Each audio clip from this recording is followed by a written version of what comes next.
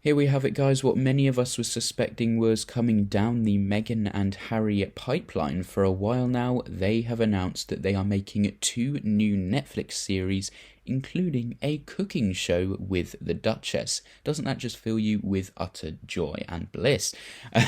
So I'll be going through this in this video, what they'll be doing with these 2 new shows, and digging a bit deeper into why they might be doing it, etc, etc. So, the Duke and Duchess of Sussex's Archewell Productions has new non-fiction series in production about subjects close to their hearts, according to this People article.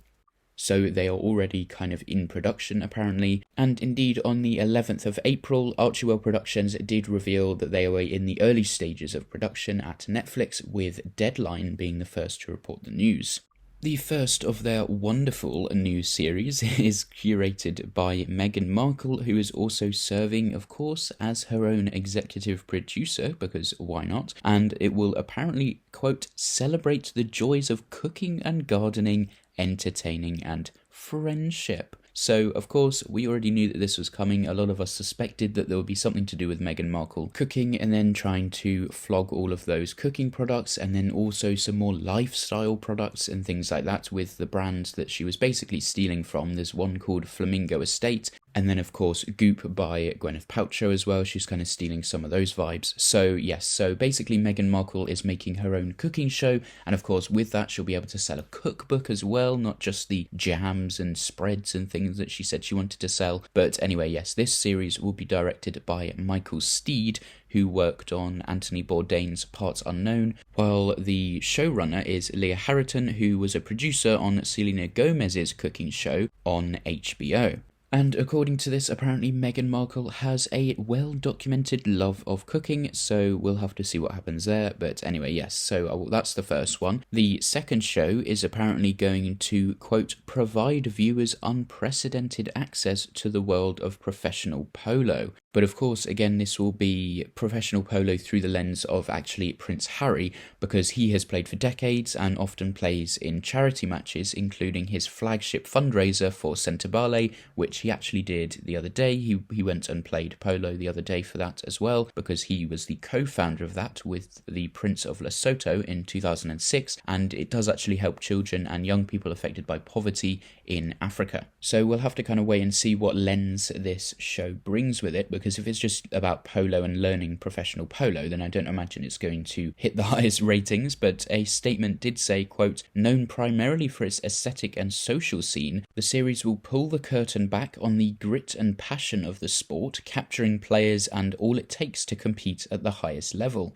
So it does seem to be kind of passion projects, these 2 new shows. You know, Meghan Markle is apparently very into cooking, but we know that behind the scenes this is just a money-making opportunity, so she can sell a whole range of new products, and it is no coincidence that it coincides with the launch of her new brand, American Riviera Orchard, which again I say is basically stealing from pre-existing brands, but this time she is actually stealing from and embracing the royal style. You know, she's got the calligraphy, the gold lettering, and she's using the royal crest for the brand, and it's just very hypocritical that she loves using this royal style and all the importance and the kind of credibility that comes with that. She's stealing that away for her own use, even though she said she didn't want to be part of the royal family, and then hurled all of these insults and then dragged Harry away from the royal family back to America as well. So it is all very hypocritical from Meghan Markle. But anyway, yes, so these probably are 2 passion projects series rather than more serious ones, and they are both serving as their own executive producers on the project. And apparently for the polo show, this is going to be primarily at the US Open Polo Championship in Florida, while the showrunner is the same as for the Welcome to Wrexham show.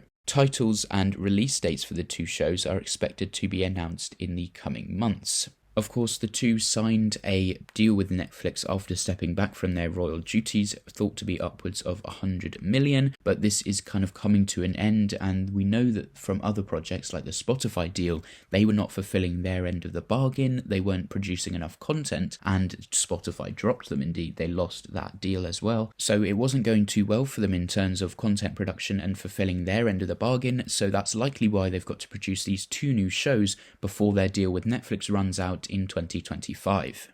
Indeed, Netflix's chief content officer, Bela Bajaria, I hope I'm not butchering that name, she said at the Next on Netflix event back in February that Meghan and Harry had several projects in development, a couple of unscripted things she said they were working on with Brandon Reig, and according to Hello magazine, they have a few things in development, including a movie and these scripted series, she said. So these are probably the scripted series that she was talking about, these two passion projects, and they are all in very early development, with a movie, a TV show, and a couple of unscripted shows. So yes, it does seem a little bit like, to me, that they are kind of rushing through a load of projects because Netflix has invested this huge amount of money into them with the multi-year deal that they signed back in 2020. And it seems that they hadn't really fulfilled their end of the bargain with producing enough content for Netflix, so they are rushing through all of these shows in order to actually try and get a return on their investment. Because $100 million is quite a lot to invest in Harry and Meghan Markle when we already know what kind of slackers and grifters they are with not producing enough content for Spotify, who later dropped them, as I said before.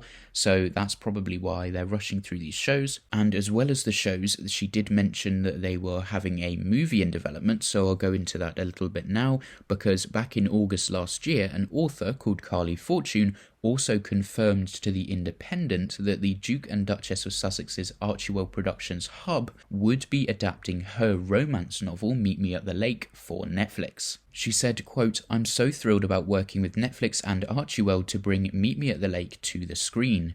Will and Fern's love story is dear to my heart, and I can't imagine a more perfect partnership." So this is essentially them adapting another person's book for the big screen, and we know how good they are at adapting other people's work for their own benefit. So yes, that is what the movie might be about, if indeed that is the same movie mentioned by Bela Bajaria. So, of course, this latest update about their two new shows also comes after Meghan Markle shouted out Bela Bajaria, the chief content officer, at the South by Southwest conference back in March in Austin, Texas, during this keynote panel called Breaking Barriers, Shaping Narratives, How Women Lead on and Off the Screen, where she praised Bajaria as a woman working to improve diversity and representation in entertainment, quote, "so we can all feel more seen." So I wanted to delve into this a little bit as well, because I think that while the aim of providing more opportunities for women in the entertainment space, getting more women onto screen and improving that kind of diversity and seeing what women can do, I do not think Meghan Markle is the right person to lead that movement. Because in my opinion, if there's one woman that does not need to be more seen, I think it's Meghan Markle. And I think it kind of takes away from other women who might lead that movement really well because of how Meghan Markle acts and her personality, and, you know, she's quite spiteful and things like that. So I do not think she's the right person to be leading this effort. Because at the end of the day, she is doing this all for profit. I mean, just look at her new cooking show, right? So she's got the deal with Netflix, which is $100 million. She's then making this cooking show where she will show off the products that she will then be selling, so the jams and the spreads and everything like that. Then she will release a cookbook, most likely, and then she will also incorporate it into her new brand that she's just so happened to have released around the same time, where she will then direct people to go and buy all of these new products on American Riviera Orchard, all of these soaps and oils and things like that that have really excessive jumped up prices because they know that people will buy them if they have a certain brand on them. So yes, that is Meghan Markle's plan essentially, and there's a reason she's using the royal branding for it. It's so it looks nice and appealing to everyone that wants to waste their money buying some Meghan Markle soap. So anyway, yes, I think Meghan Markle is totally the wrong woman to lead that effort, but anyway, I won't go too much further into that. So I think that mostly wraps up the video. I just wanted to bring you guys this news about the announcement that Meghan Markle and Prince Harry are making these two new Netflix series, and they seem to be passion projects, with Meghan Markle being such an advocate for cooking, so I just can't wait to see the Duchess making some jam, and Prince Harry's charity polo show seemingly. So yes, just wanted to bring you guys that news. Let me know your thoughts in the comments down below. Are you going to watch these two great new series? Let me know. And I also have memberships now on my channel. If you'd like to join, it's just $2.99 a month and you get some exclusive benefits on there as well. And yes, let me know your thoughts in the comments while you're down there. Make sure to like and subscribe as well. And as always, thank you very much for watching.